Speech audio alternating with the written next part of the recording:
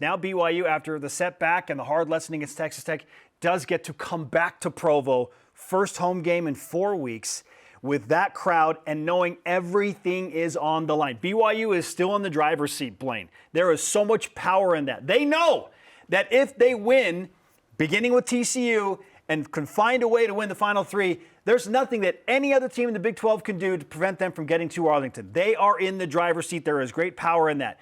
On the flip side, TCU, had they beaten Iowa State last week, up late, 17-6 on their home field, let it slip away, they're still in position to compete to get to Arlington as well, but they didn't.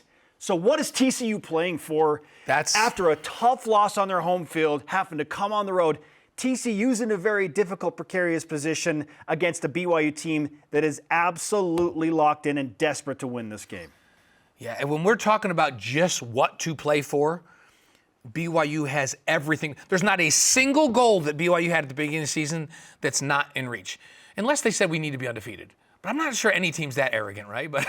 But their idea was win a conference championship, get to the Big 12 championship game, win the Big 12 championship game, be in a college football playoff. Everything that was on that tote board is still on the tote board. So BYU has everything to play for. TCU, the other thing, every team always says we want to get to a bowl game. That's like the lowest of goals.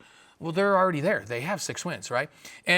But now they're kind of out of the race to get to Arlington. They're not going to be in a college football playoff. They're kind of out of a race for a league championship. And the way they lost the game last week were super deflating. They were way ahead. They turned the ball over. They were driving down to win the game. They turned it over again. They're coming in possibly without their best running back. It's BYU on the mentality side. If they don't have an edge, then something is wrong with BYU.